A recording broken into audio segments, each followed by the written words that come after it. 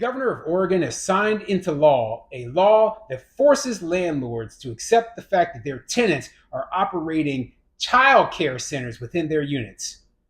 I'm Tony, and this is Real Estate Investing and Landlord News. All right, so I have an interesting update to a video that I did a few months ago. I believe it was back in either February or March, right? And it's covering this law up in the state of Oregon that is going to require landlords to allow their tenants to operate child care facilities within their units.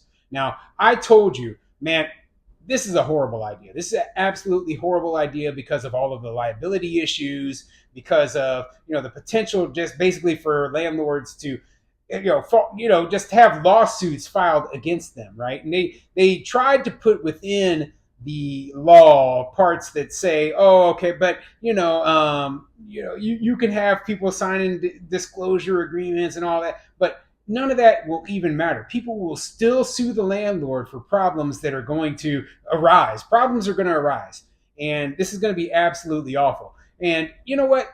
I don't like the fact that, hey, we have a state government coming in there and saying, oh, well, you have to allow your property to be used for a use that you don't want it used for. Okay? Like, that's like telling me, well, you own a rental property, and my this tenant over here that you have living in your property, they want to store raw sewage within your property.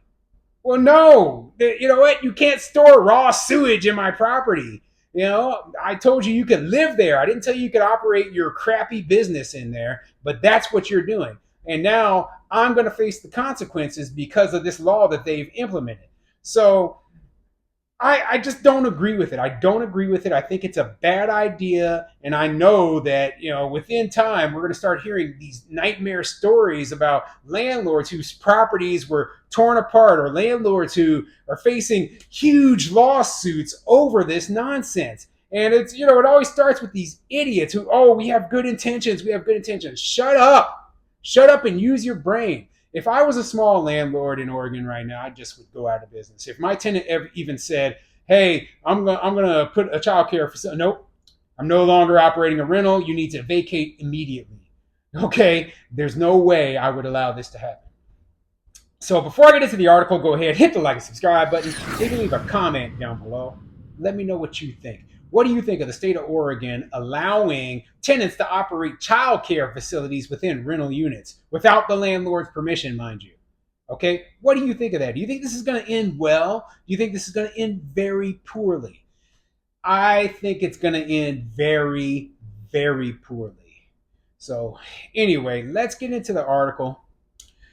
This article is coming from Axios.com, and it says, dozens of new laws passed in Oregon despite a Republican walkout. So apparently the Republican lawmakers in the state of Oregon walked out because of something or another. I don't know what's going on, but they still were able to get this law passed. So, I'm frustrated, but I'm not surprised, okay? Oregon doesn't surprise me much when I see these sort of laws being passed there. So anyway, let's get into the article.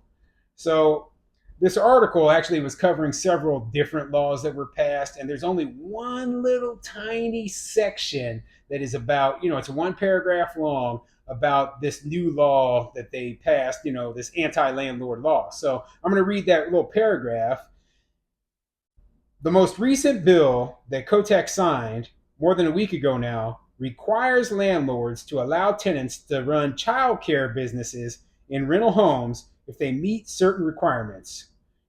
Okay, here are a few other new laws, and I'm not going to go over all the other laws. They don't have anything to do with landlords, right?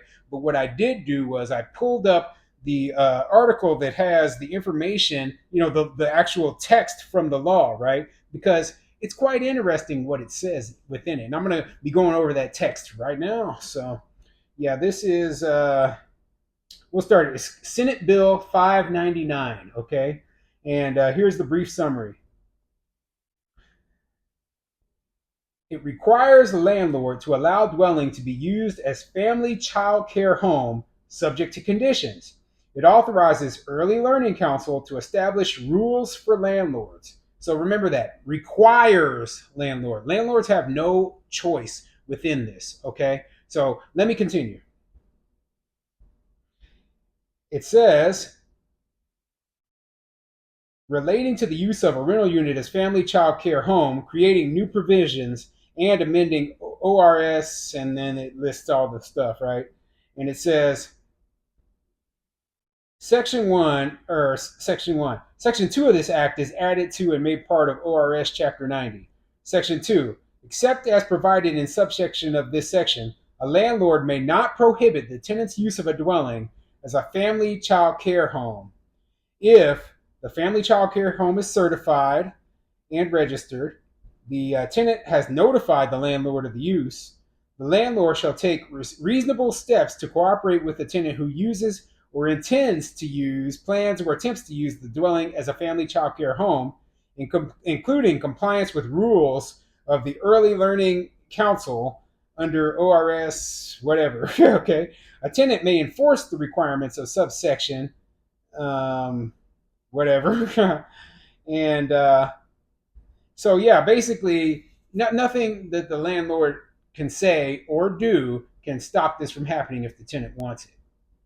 Now, there is something down here, and it says that um, this section does not prohibit a landlord from requiring that a tenant pay in advance for cost of modification necessary or desirable for the tenant's use, certification, or registration of the dwelling as a family child care home that are not required of the landlord. So one of the things is, right, you might modifications might need to be made to the home, to the structure of the home, to make it safe and compliant with the law.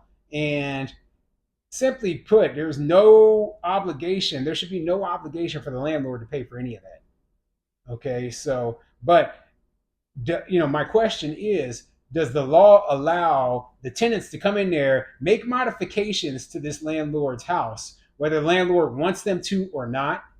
I mean, that would be even worse. Okay, so now we've got tenants. Oh well, this wasn't up to child safety code, so we had to tear this wall down and we had to remove this. And like, why are you tearing up my house? Okay, I never agreed to that. That wasn't in our lease agreement.